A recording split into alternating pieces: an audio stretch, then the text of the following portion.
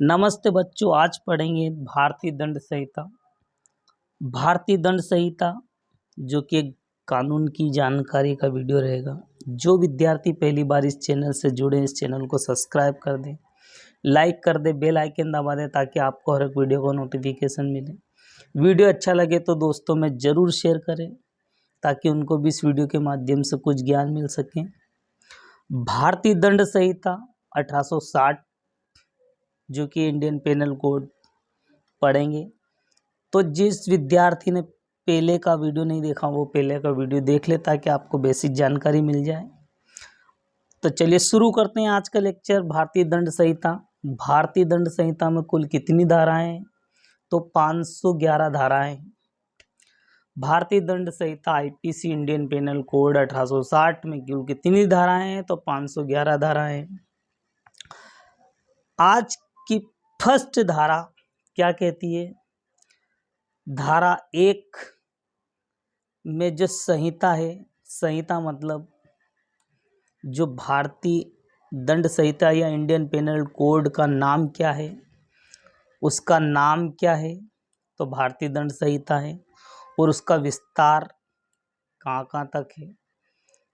तो पहली धारा में भारतीय संहिता का नाम और उसका विस्तार पर चर्चा है कि भारतीय दंड संहिता का नाम और उनका विस्तार कहाँ तक है। तो भारतीय दंड संहिता एवं उनका विस्तार संपूर्ण भारत पर था। संपूर्ण भारत पर रहेगा इंडियन पेनल कोड। भारतीय दंड संहिता का विस्तार 1860 और ये जम्मू कश्मीर को छोड़कर पूरे भारत में लागू होगा। संपूर्ण भारत में लागू होगा। 1860 इंडियन पेनल कोड 1860 पूरे भारत में इसका विस्तार है। सिर्फ जम्मू कश्मीर को छोड़कर संपूर्ण भारत में इसका विस्तार रहेगा। पर एक अपवाद है। 2019 में जो जम्मू कश्मीर में धारा 370 को समाप्त किया गया, उसी दिन धारा 370 को समाप्त कर दिया गया। 2019 में समाप्त कर दिया गया। और अब जो वर्तमान 2022 में जो है, 2019 के बाद में धारा 370 खत्म करने के बाद में इसका विस्तार संपूर्ण भारत पर इसका विस्तार हो गया है। मतलब भारतीय दंड संहिता वर्तमान में इसका विस्तार ना कि जम्मू कश्मीर को छोड़कर पूरे संपूर्ण भारत में इसका विस्तार लागू होगा। तो यहाँ से धारा 1 में इसका विस्तार पर चर्चा की। धारा 2 की बात कर लेते हैं। भारतीय दंड संहिता 1860 कुछ फैक्ट है इसमें, वो देख लेते हैं। धारा 2 पढ़ने से पहले कुछ फैक्ट देख लेते हैं। भारतीय दंड संहिता 1860 1 जनवरी 1862 को लागू किया गया। भारतीय दंड संहिता 1860 में बना और इसे लागू 1862 में किया गया। एक फैक्ट।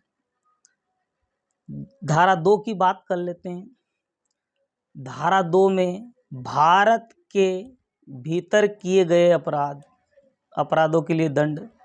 धारा 2 में जो भारत के भीतर किए गए अपराधों के लिए दंड का प्रावधान किया गया है, इसमें हर व्यक्ति, कोई भी व्यक्ति हो जो भारत के अंदर निवास करता हो, वहाँ पर ये अपराध करेगा तो उसे दंड देने का अधिकार इस संहिता के अंतर्गत दिया गया।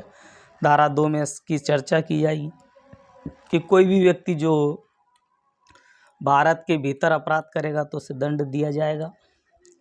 नेक्स्ट, हर व्यक्ति इसमें दंड का अपराधी होगा।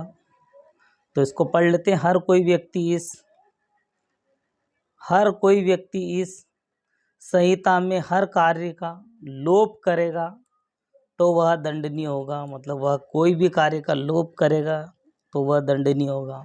परंतु इसमें कुछ अपवाद हैं। प्रत्येक व्यक्ति यहाँ पर दंड से दंडनीय होगा, परंतु राष्ट्रपति, राज्यपाल, प्रधानमंत्री, विदेशी सम्राट,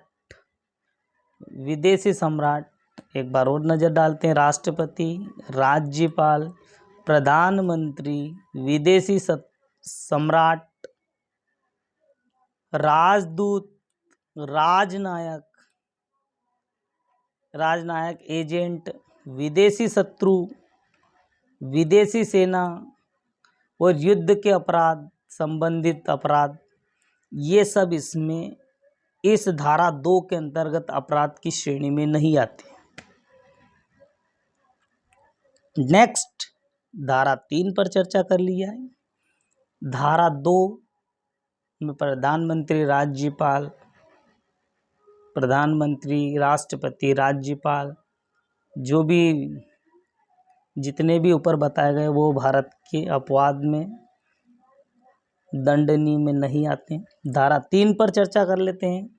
तो भारत के परे किए गए, मतलब भारत के बाहर किए गए अपराध, किंतु भारत भीतर किए गए, भीतर विधि के अनुसार विचरणीय अपराध के लिए दंड, मतलब धारा 3 में जो भारत के बाहर कोई भारतीय अपराध करता है तो वह भी विचरणीय विधि के अंतर्गत यहाँ अपराध हो माना जाएगा, भले उसने अपराध विदेशों में किया गया हो, अमेरिका, इंग्लैंड, पोलैंड, हाईलैंड, जहाँ पर भी उसने अपराध किया गया हो वह भारत के अंदर दंडित किया जाएगा। इसमें कुछ देख लेते हैं। तो भारत से परे किए गए अपराध, जो कि भारतीय व्यक्ति, जो कि भारत का व्यक्ति विधि के अनुसार, मतलब इंडियन पेनल कोड, भारतीय दंड संहिता की विधि के अनुसार विचरण करने, मतलब घूमने फिरने का पात्र होगा, परंतु वह भारत से परे अगर किए गए किसी भी अपराध या किसी भी कार्य के लिए इस संहिता में उसे ऐसा बरता जाएगा मानो वह कार्य उसने भारत के अंदर ही किया, भीतर ही किया गया हो। मतलब इस अर्थात कोई व्यक्ति अगर भारत घूमने जाता है और वहाँ पर अपराध कर लेता है तो वह वहाँ अपराध उसने किया, परंतु वह भारत के अंतर्गत, भारत की जो कानून की प्रक्रिया है उसके अंतर्गत उसे दोषी माना जाएगा। ये धारा 3 कहती है भारत में किया गया अपराध भारत में ही माना जाएगा, भारत में से अपराध उसने बाहर किया हो। धारा 4 पर चर्चा कर लेते हैं। राज्य के क्षेत्रातीत अपराध पर संहिता का विस्तार, मतलब राज्य का जो क्षेत्र का जो एरिया है उसके उस क्षेत्र पर जो अपराध होंगे वो इस धारा 4 में आएगा। धारा 4 में क्या लिखा गया है? राज्य के क्षेत्रातीत अपराध पर संहिता का विस्तार धारा 4 में दिया गया है कि राज्य जो कि राज्य की सीमा के अंतर्गत अपराध होंगे उस पर। तो धारा 3 व 4 में अंतर्देशीय विस्तारों का वर्णन है। धारा 3 व 4 में अंतर्देशीय विस्तार है। इसमें समुद्री सीमा, विमान पोर्ट, समुद्री सीमा, हवाई सीमा, इस श्रेणी में जो भारत की सीमा के अंतर्गत अपराध किए जाएंगे वो समुद्री सीमा हो सकती है या कोई वायुसेना हो सकती है या वायु विमान हो सकते हैं। भारत के अंतर्गत इसका विस्तार किया गया। धारा 5 की बात कर लेते हैं। धारा 5 में कुछ विधियों पर इस अधिनियम के द्वारा प्रभाव ना डाला जाएगा। धारा 5 में कुछ ऐसी विधि बनाई गई है जिसके अंतर्गत इसमें कोई प्रभाव नहीं पड़ेगा। इसमें वो कौन कौन सी चीज़ें देखते हैं। तो भारत सरकार की सेवा के लिए जो ऑफिसर नियुक्त किए जाते हैं या भारतीय सेवा के अंतर्गत जो अधिकारी नियुक्त किए जाते हैं उन पर इसका प्रभाव नहीं पड़ेगा, कोई प्रभाव नहीं डाला जाएगा। तो भारत सरकार की सेवा के ऑफिसर इसके अंतर्गत आते हैं। सैनिक, नौसैनिक, वायु सैनिक,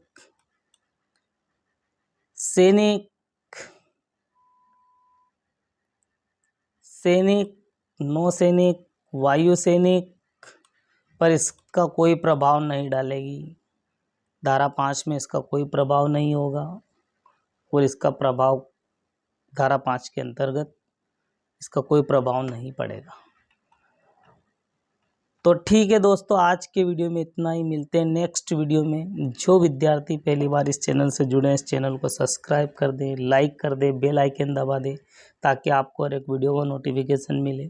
वीडियो अच्छा लगे तो दोस्तों में ज़रूर शेयर करें, ताकि उनको भी इस वीडियो के माध्यम से कुछ ज्ञान मिल सके। तो आज की वीडियो में इतना ही। जय हिंद, जय भारत। नेक्स्ट वीडियो अगले लेक्चर में मैं आपके सामने प्रस्तुत होऊंगा। तो आज की वीडियो में इतना ही। जय हिंद, जय भारत।